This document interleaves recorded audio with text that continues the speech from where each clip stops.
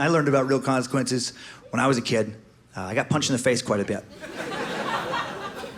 I don't know what the stats are and how much you're supposed to get beat up between kindergarten and 8th grade, but I feel like I was off the fucking chart. I'm not sad about it either, because I deserved those beatings.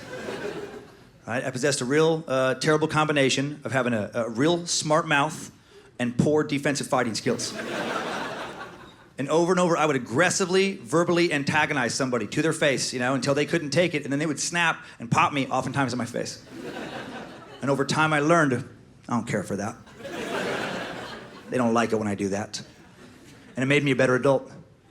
Right? I say crazy shit here, but I almost never do out in public.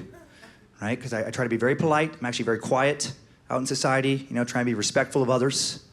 I still think those things that I thought when I was a kid, but I'm able to keep them inside now because of those early lessons. Right? I'll have the first thoughts float up like, oh, you can light them up. If you said this and this and this. But then right behind it, I have another thought that goes, that's exactly how you get popped. You're right, second thought. I wish all of you could get punched in your faces. I wish you knew what that felt like for, in a real way. I think if you carried, that feeling through life, I think people would be more polite out in society. If they knew if they push it too far, it might get popped. If I was in charge, I would legalize quite a bit more violence. I would allow us to self-regulate a little bit more, stay out of the courtroom a little more often. Because I don't like it how, pretty much unless it's self-defense, if you hit somebody, you're gonna get in trouble.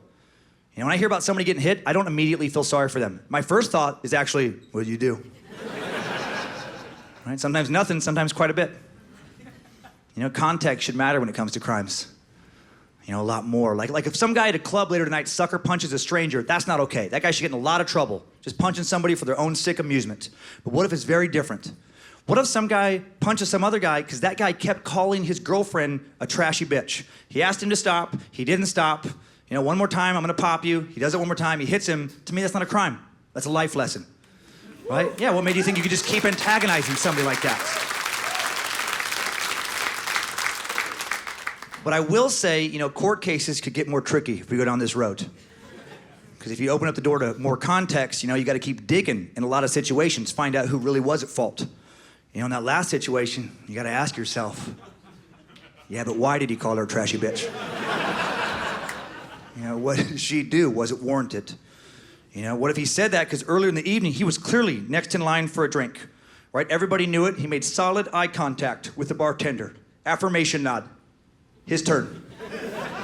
And then at the last second, she just cuts in front of him like his life has no value. Like he's not even standing there. He doesn't care for it. He just mutters under his breath, just, excuse you.